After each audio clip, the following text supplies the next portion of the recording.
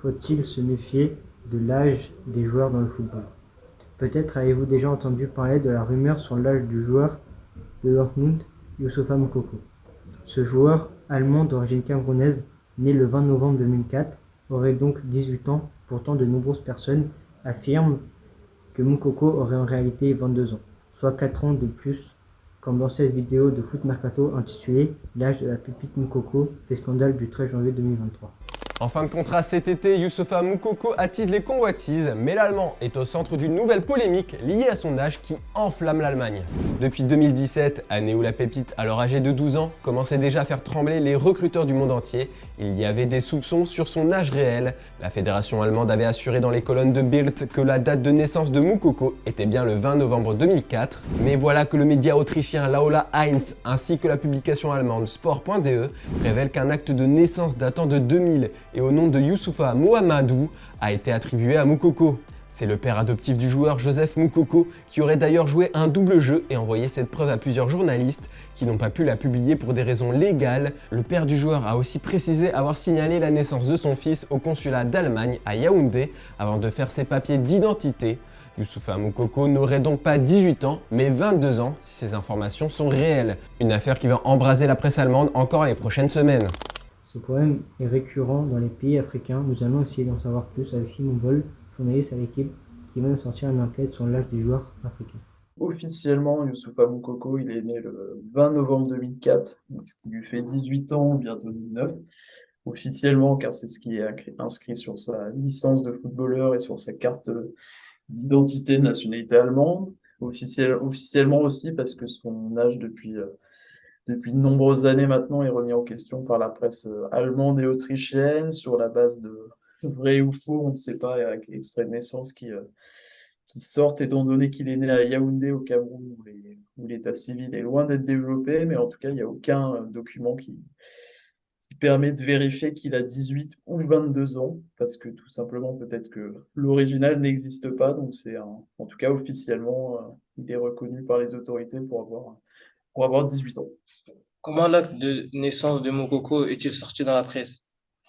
Alors, il y a plusieurs actes qui sont sortis. Donc là, le dernier, c'était début janvier dans la presse autrichienne. Donc on peut se demander déjà pourquoi autrichienne alors que c'est un joueur d'origine camerounaise qui joue en Allemagne. Et finalement, selon les journalistes de ce média, c'est un acte de naissance qui est venu du père de Moukoko. Il faut savoir que c'est le père adoptif, c'est pas le père biologique de Moukoko. Donc qui est soupçonné de jouer un petit peu un double jeu pour peut-être faire du chantage et que ça montre en fait qu'il y a tout un d'énormes conflits dans la famille à la fois biologique, adoptive et les anciens formateurs de Moukoko qui essayent en faisant fuiter ces informations qui sont souvent fausses, de mettre la pression sur le joueur pour qu'il leur rembourse en tout cas qu'il leur fasse toucher des indemnités car eux considèrent avoir participé à sa formation et son éclosion. Alors, le père adoptif, lui, est accusé par les proches que j'ai rencontrés au Cameroun. En fait, donc, Boko, il est né en 2004, a priori, dans le quartier de la Briqueterie. C'est à Yaoundé, la capitale du Cameroun. C'est un quartier qui est en plein centre et qui est un petit peu considéré comme le quartier dangereux de la capitale, où il y a une communauté qui vit et qui n'est pas forcément accessible aux étrangers. Et ensuite, à ses 10 ans, il a été adopté donc, par Joseph Moukoko, qui lui a donné son nom, qui lui habitait en Allemagne et qui lui a permis de faire le déplacement et de pouvoir rejoindre l'Europe dès ses 11 ans et ensuite jouer au foot. Et aujourd'hui, lui est accusé d'avoir profité de tout son argent sans qu'il y ait eu de retombées pour la famille, qui elle-même se retourne contre lui aujourd'hui. Et donc, il y a toute une guerre de chaque clan, à la fois le nouvel agent, la famille adoptive, la famille biologique, les premiers formateurs et recruteurs, et tout le monde essaye un petit peu de faire des fuites pour mettre la pression sur le joueur et sur son argent, parce qu'il touche plein de contrats maintenant de son club, de son sort, et il y a des millions d'euros en jeu. Dortmund, finalement, aujourd'hui, on peut dire que c'est plus forcément un problème, puisqu'il évolue dans l'équipe première. Donc, il n'y a plus de limite d'âge, il est avec les seniors, et finalement, qu'il ait 18 ou 22 ans, ça ne change pas grand-chose pour le club, tant qu'il est performant, qu'il enchaîne les buts et qu'il pourra ensuite, dans une logique de mercato, être revendu. Après, ce qui était plus problématique, c'est quand il était en équipe de jeunes et qu'il évoluait finalement avec peut-être des joueurs qui étaient plus jeunes que lui. Si à 13 ans, il avait en fait 17, mais comme il était toujours doublement surclassé, en fait, c'est un problème qui s'est pas forcément posé. En quoi consiste un test d'âge dans une équipe de football?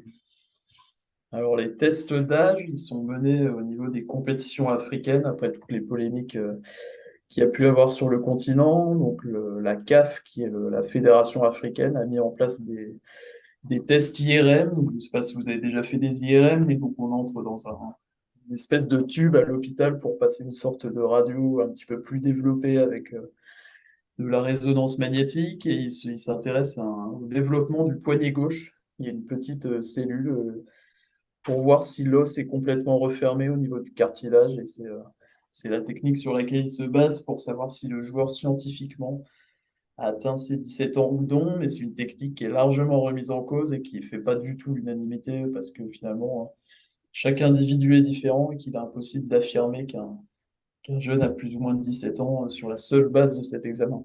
Pour tous les acteurs du milieu, eux préféraient qu'il y ait un meilleur état civil, donc c'est-à-dire que les naissances soient déclarées, ce qui n'est pas toujours le cas dans certains pays africains, c'est-à-dire que ce soit écrit dans les jours qui suivent la naissance dans des registres en mairie, que ce soit informatisé pour qu'il y ait une vraie traçabilité, que ce soit plus modifiable ensuite, et qu'au niveau foot, que les fédérations aient un vrai système de licence eux aussi organisé, informatisé pour suivre leurs jeunes joueurs et éviter la triche qui peut arriver ensuite. Et finalement, c'est aussi parce que les jeunes ne bénéficient pas de structure d'école, de formation dans le foot et n'ont pas les mêmes chances qu'un jeune qui évolue en Europe pour être recruté une fois qu'il a 17, 16, 17, 18 ans. Donc finalement, il est poussé par ce système qui est défaillant à tricher pour se redonner des chances et jouer avec des plus jeunes que lui ou alors décrocher un nouvel essai. Donc c'est tout un système qui aussi explique que ce joueur